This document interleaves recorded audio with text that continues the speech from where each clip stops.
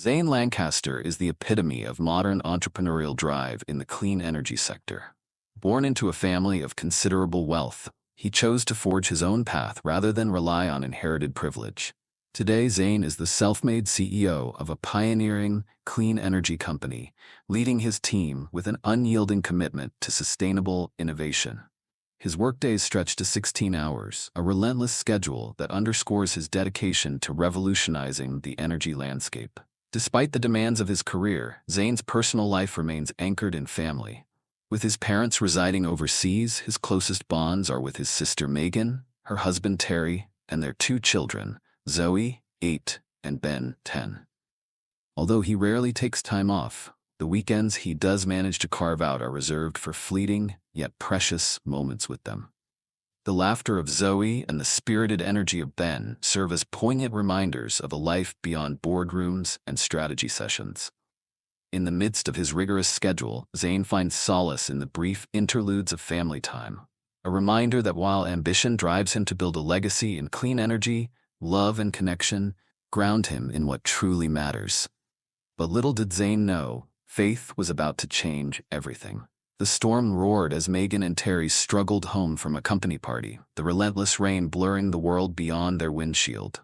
In a single, tragic moment, fate collided with them, a violent impact from an oncoming car, shattering lives and silencing voices that once filled the car with laughter and dreams. Half a world away, Zane Lancaster was ensconced in the relentless hum of his office, juggling yet another 16-hour workday filled with strategic meetings and pressing decisions for his clean energy empire.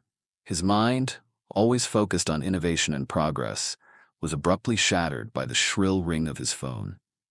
The caller's voice trembled with urgency and sorrow, delivering news that felt like a dagger to his heart. His beloved sister Megan and her husband Terry had been caught in a catastrophic accident. For a long, agonizing moment, the noise of the boardroom faded into a haunting silence. Zane's breath caught in his throat as a surge of shock and despair flooded his senses.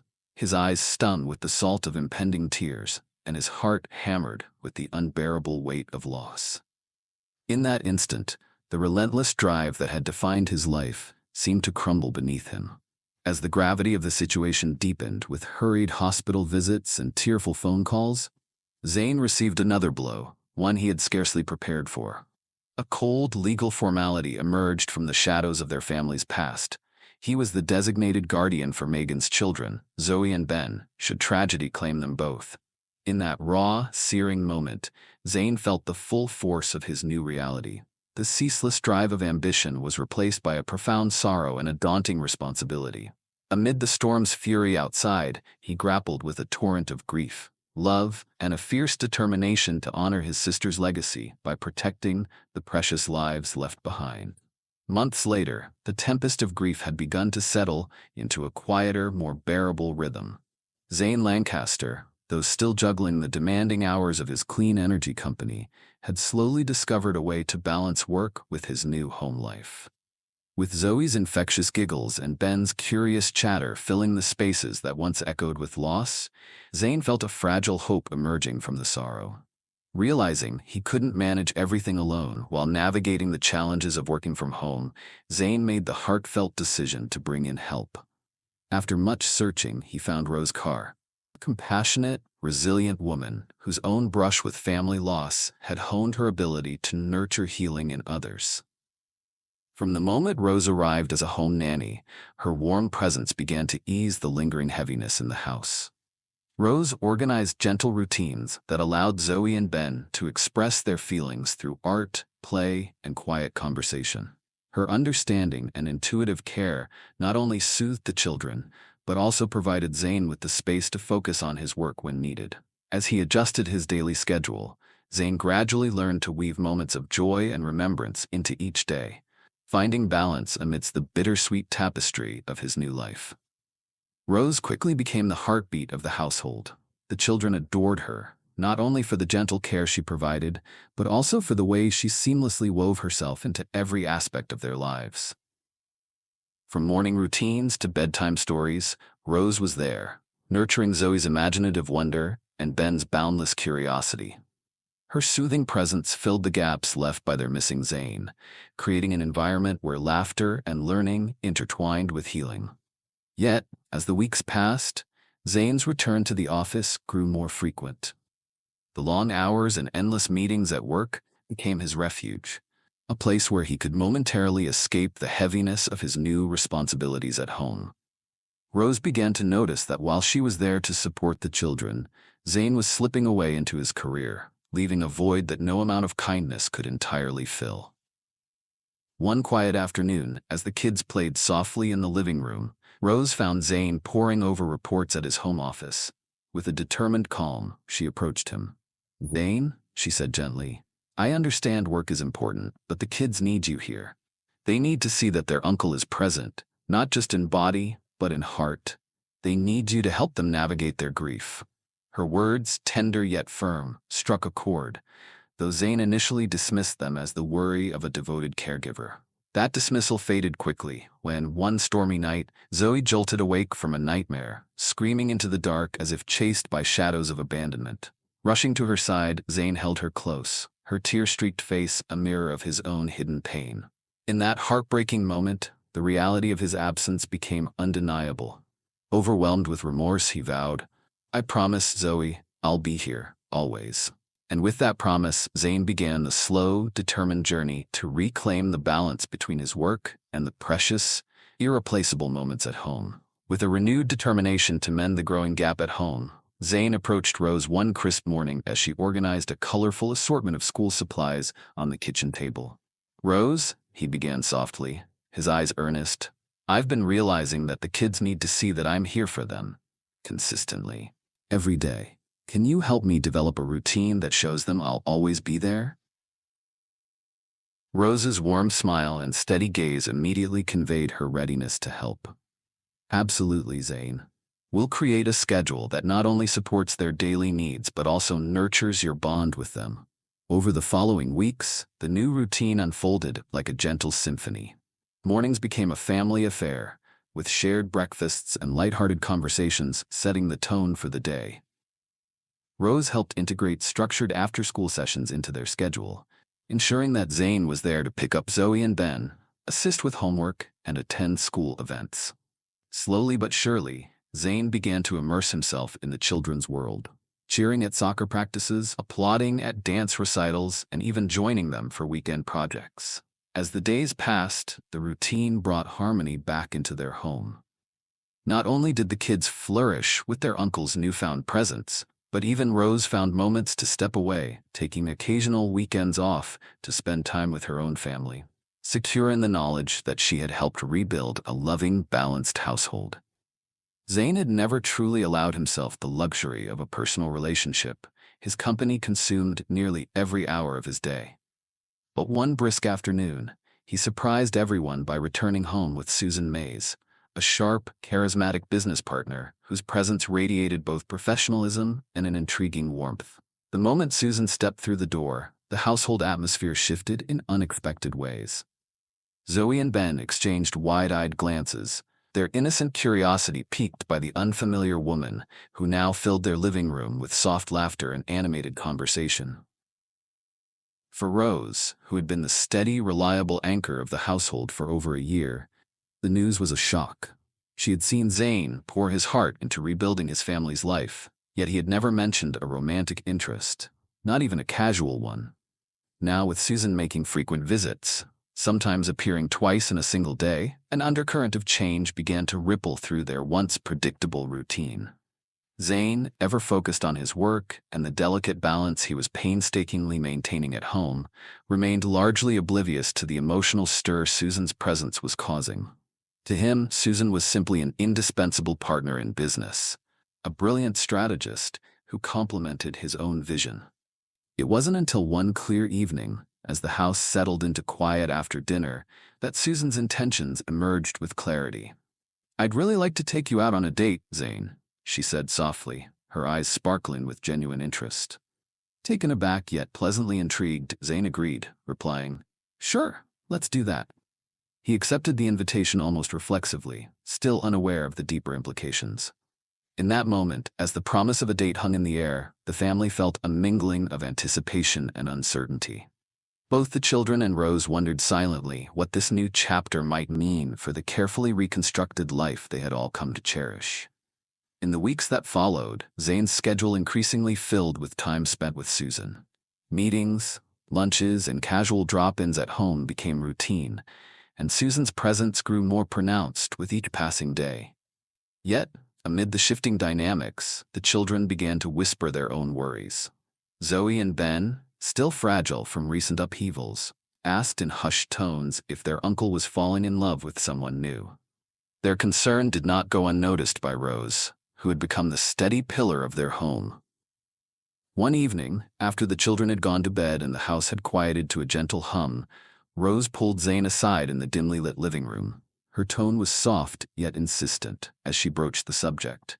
"Zane," she began, "are you in a relationship with Susan? The kids are worried. They miss having you fully here. They need to know where your heart really is." Caught off guard, Zane blinked in confusion. "Rose, she's just a friend, a colleague," he replied, trying to dismiss her concern as a misunderstanding. But Rose wasn't convinced. She pressed further. "I know you spend a lot of time with her. You're always there with Susan, but what about the kids?" Her words struck a chord deep within him. Zane felt a stir of something he hadn't dared to acknowledge, a quiet longing for the familiar warmth that Rose had provided, even in the midst of chaos. In a moment of impulsive clarity, without fully weighing his words, he blurted out, "If I were to be involved with anyone, it would be you, Rose, not Susan." The confession hung in the air, fragile and sudden, and as soon as the words left his mouth, a shock of realization surged through him. Immediately, Zane's face flushed red with surprise and embarrassment. He mumbled a hurried excuse and left the room, his footsteps echoing in the hallway as he tried to escape the weight of his own revelation. Outside, under the quiet night sky, Zane's mind churned with conflicting emotions. For so long, he had been oblivious to the deep bond that had grown between him and Rose, a bond forged through shared grief, quiet understanding, and a commitment to the children's well-being. Now, faced with the undeniable truth of his own heart, Zane felt both regret and hope intertwine. He had taken Susan's companionship for granted, never questioning where it might lead or how it would affect the delicate balance of his home. And in that hasty confession, he realized that what he truly craved was the steadfast love and stability that Rose had always embodied. As the night deepened, Zane resolved to confront his feelings head-on. He knew that he had to speak with Susan to clarify the nature of their relationship, and more importantly, he had to embrace the possibility that his heart belonged with Rose. The path ahead was uncertain, but for the first time in a long while, Zane felt that he was finally ready to let love guide him home. A few days later, Zane sat down in his quiet, dimly lit office at home, determined to clear the fog that had settled over his personal life. He picked up the phone and called Susan. When she answered, his voice was steady, yet laced with vulnerability. "Susan, I need to ask you something important. Are you looking for something more than just a business partnership with me?" There was a pause on the line before Susan's voice, soft yet earnest, responded. "Zane, I have been trying to get your attention, hoping you'd see that maybe there could be more between us." Her confession hit him like a sudden gust of wind. In that moment, Zane's heart pounded with the truth he had been avoiding. "I appreciate that, Susan," he replied gently, "but I need you to know, I have feelings for someone else. Well, it, Rose. And I hope this misunderstanding will not become a problem with our working relationships." Susan said, "I felt there was something between you and Rose but wasn't sure. You didn't give me the attention I was looking for. Thanks for making everything clear." But Susan didn't like feeling like a fool. She hangs up with Zane and begins to ponder on her next move. After hanging up, Zane returned home, his mind swirling with the weight of his decision. As he stepped through the front door, he found himself unable to meet Rose's eyes. Every glance she offered was met with averted gaze, as if he could hide his newfound confusion in the shadows. His internal conflict was a tangled mess of regret, longing, and the overwhelming realization that his heart was no longer as he thought it was. Over the next couple of days, the quiet murmurs of concern began to emerge from the children. Zoe tugged at his sleeve one afternoon and asked in a trembling voice, "Uncle Zane, is Rose leaving us?" Ben echoed the worry with wide, searching eyes. Unable to hide his turmoil any longer, Zane knelt down, taking both children's hands in his. "No, sweetheart," he reassured them softly. "Rose isn't leaving. Things have been a bit strange because I have feelings for Rose, and I'm still trying to figure out what that means. I've never felt this way before, and I'm learning how to be the father you need." His confession, honest and raw, allowed the children to see a glimpse of the man beneath the CEO. Zoe and Ben tugged insistently at Zane's hand, dragging him into the warm glow of the kitchen where Rose was busy preparing dinner. With a determined look, little Zoe piped up, "Rose, Zane needs to talk to you, but he doesn't know how. Please, help him." The children's earnest eyes pleaded for reassurance. Rose paused for a moment, her gentle smile softening as she regarded the little ones. "All right, sweetheart, it's time for homework now. Go on and get to it, and I'll take care of Uncle Zane, okay?" With reluctant nods, Zoe and Ben scampered off, leaving Zane and Rose alone amidst the simmering pots and the soft clink of cutlery. Once the house had quieted down and the echoes of childhood chatter had faded away, Rose leaned against the cool countertop and said, "Zane, I think it'd be best if we talk after the kids have gone to bed." Zane, his mind still heavy with unresolved emotions, simply nodded in agreement.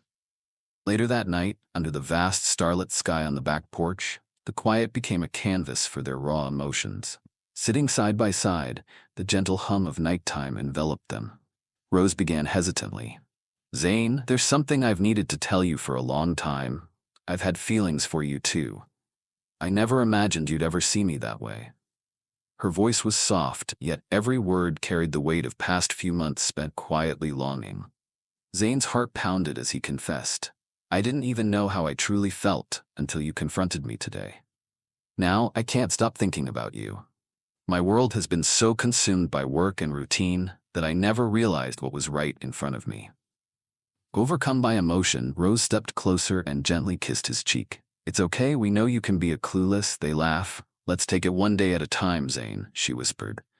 "We'll go slow, and together, we'll find our way." In that tender moment, the promise of a new beginning softly bloomed between them.